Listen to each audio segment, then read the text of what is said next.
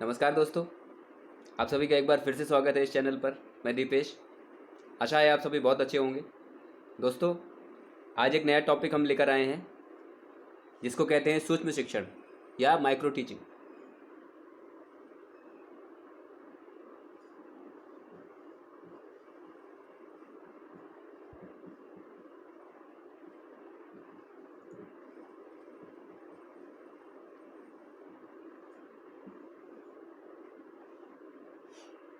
दोस्तों, अगर आपने भी डीएड या बीएड किया होगा या करने वाले हैं तो आप भी इस प्रक्रिया से गुजरेंगे। सूक्ष्म शिक्षण जो है बहुत ही प्रभावशाली एक प्रोसेस है जो टीचिंग को बेहतर करने में, टीचिंग स्किल्स को निखारने में उपयोग की जाती है।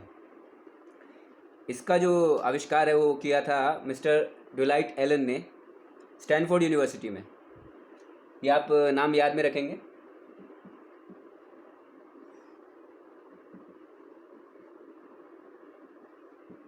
Mister Allen. और इंडिया में मिस्टर डी तिवारी थे, इलाहाबाद में। इंडिया में लॉन्च इन्होंने किया था, मिस्टर डी तिवारी ने।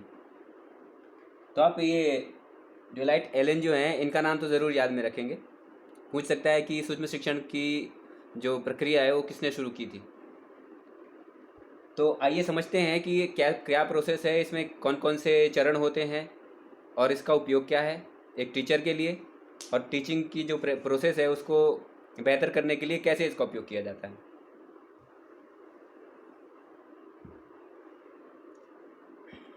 दोस्तों, इसमें 6 स्टेप होते हैं सूक्ष्म शिक्षण में या माइक्रो टीचिंग में। और जो क्लास होती है उसकी जो साइज़ है उसको कम कर दिया जाता है, यानी 5 से 10 लोग होते हैं ज़्यादा से ज़्यादा, जो छात्र होते हैं, स्टूडेंट। और वो जो टीचर स्टूडेंट होते हैं वो भी स्टूडेंट बन के बैठते हैं क्लास में। साथ में पर्यवेक्षक भी रहते हैं, वो भी क्लास में किसी कोने में या कहीं पर भी बैठे रहते हैं। और वो इवेल्युएट करते हैं एक टीचर को कि स्किल्स इनमें क्या क्या हैं, कहाँ कहाँ पे इनमें कुछ कमी रह जा रही है कोई किसी चीज़ को पढ़ाने में। एक ही टॉपिक उठाया जाता है इसमें, छोटा सा। और पढ़ाने का जो समय है टीचिंग का वो भी 5-10 मिनट रहता है। आइए देखते हैं क्या क्या स्टेप्स हैं, क्या क्या कैसे किया जाता है ये सूक्ष्म शिक्षण। देखिए, पहला है प्लान, दूसरा है टीच, तीसरा है फीडबैक, फिर चौथा है रीप्लान, फिर रीटीच, और लास्ट है रीफीडबैक। तो ये 6 स्टेप्स होते हैं दोस्तों। जो भी टॉपिक एक टीचर को पढ़ाना होता है माइक्रो टीचिंग में, उसका प्लान वो पहले से करके जाता है। ये बात आप ध्यान में रखेंगे। ये स्टेप होता ज़रूर है, पर जब क्लास में आप पढ़ाएंगे तो शुरुआत करेंगे इसमें 2 से। शुरुआत टीचिंग से ही करेंगे आप। प्लान आप पहले से करके जाएंगे, प्री प्लानिंग करके जाते हैं आप। माइक्रो टीचिंग में ऐसा होता है। फिर आप टीच करेंगे और समय होता है 5 से 10 मिनट का, कोई भी टॉपिक। और उसमें एक स्किल जो है वो आपको आपकी देखी जाती है उद्देश्य में, कि मान लीजिए आप कैसे अपने आप को एक्सप्रेस कर पा रहे हो। कोई अगर टॉपिक आप शुरू कर रहे हो, मान लीजिए नाउन पढ़ा रहे हो आप, तो कैसे उदाहरण दे के समझा रहे हो, एलोबरेट कैसे कर रहे हो, और ब्लैक बोर्ड का कैसे यूज़ कर रहे हो आप, और आसपास जो आपकी वस्तुएं हैं, चीज़ें हैं, उनका उपयोग कितनी बेहतरी से आप कर रहे हो, ये सब इसमें देखा जाता है। टीचिंग के बाद आता है फीडबैक। जो वहाँ पे पर्यवेक्षक होते हैं, यहाँ तक कि जो छात्र बैठे होते हैं, वो भी फीडबैक दे सकते हैं। उनको फीडबैक फॉर्म मिलता है, उसमें आपको आपकी टीचिंग के हिसाब से जो उनको एक्सपीरियंस होते हैं उनका अनुभव वो दर्ज कर सकते हैं, और आपको फीडबैक दे सकते हैं कि कहाँ कहाँ पे आपसे मिस्टेक हो गई, या कहाँ पे आप कम रह गए, कहाँ पे आपको सुधारने की ज़रूरत है खुद को। तो ये हो गया फीडबैक। ये भी 5 मिनट का होता है, 5 या 6 मिनट का। आमतौर पे ये सब 6-6 मिनट के ही होते हैं। अगर हम बात करें एक पीरियड की, तो 35-40 मिनट का एक पीरियड होता है। तो एक पीरियड के अंतराल में ही ये पूरी प्रोसेस ख़त्म करनी होती है।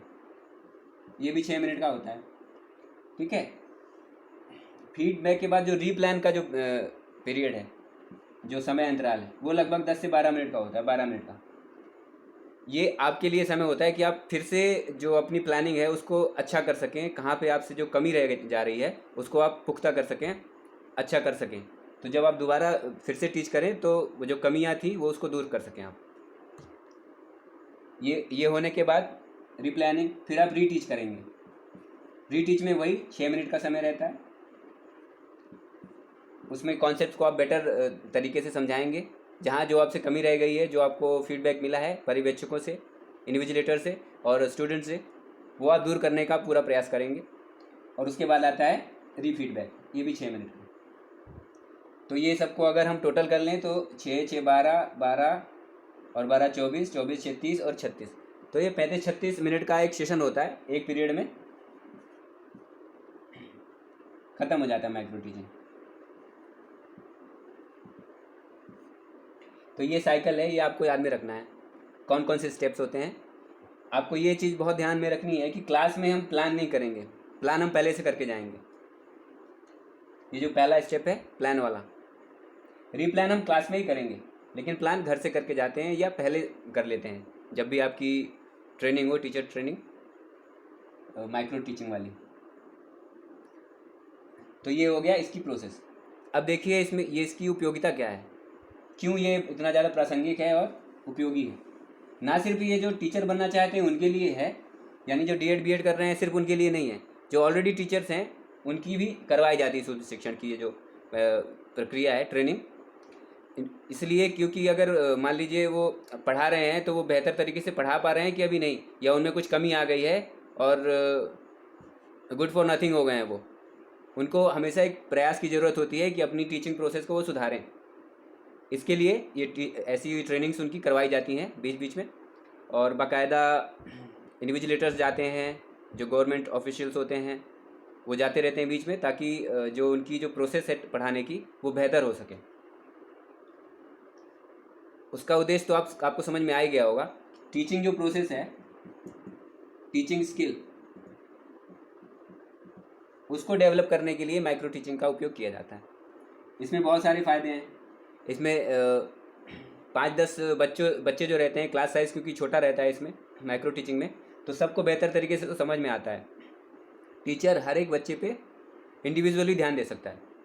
किसी को कुछ समझ में नहीं आ रहा है तो इंडिविजुअली भी समझा सकते हैं उसको, और लर्निंग प्रोसेस भी बेटर होती है, टीचिंग प्रोसेस भी बेटर होती है, और अध्यापकों को, टीचरों को खुद भी पता चलता है कि मुझसे कहाँ पे कमी रह जा रही है, क्योंकि उनको फीडबैक मिलता है तो वो उसके हिसाब से उसको दूर कर सकते हैं। तो आज के सेशन में हमने क्या चीज़ें समझी हैं सूक्ष्म शिक्षण में। पहले तो इनको लागू किसने किया, दुनिया को किसने बताया कि सूक्ष्म शिक्षण क्या चीज़ है, ये एलन साहब ने बताया, ये आप ध्यान में रखेंगे। और ये जो प्रोसेस है इसका एक साइकिल में बना के दे देता हूँ आपको, कैसे बनेगा। देखिए, पहले प्लान रहेगा,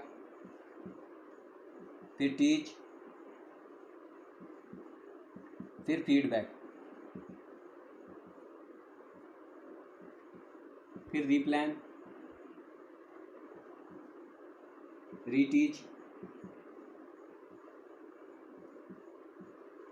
रीफीडबैक। ये पूरा साइकिल है माइक्रो टीचिंग का।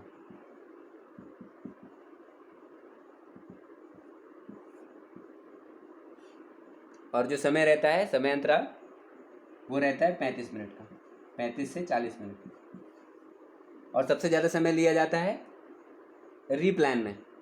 जब हम रीप्लान करते हैं, जो हमसे कमी रह जाती है उनको दूर करने के लिए, तो रीप्लान में सबसे ज़्यादा समय दिया जाता है, लगभग 12 मिनट का होता है। बाकी मैंने आपको बता दिया है, बाकी सबके लिए 6-6 मिनट का रहता है। और एक बात ये कि प्लान को जो है ना, टीचिंग इसको क्लास में शामिल नहीं करना है, प्लान हम पहले से करके जाते हैं, प्री प्लानिंग करके जाते हैं। आशा करता हूँ आपको जो टीचिंग प्रोसेस है वो समझ में आ गया होगा, ये सूक्ष्म शिक्षण का। और अगर आपको मेरा काम पसंद आ रहा है तो लाइक, शेयर और सब्सक्राइब ज़रूर करें। अगले वीडियो में आपसे मुलाकात होगी, तब तक के लिए धन्यवाद।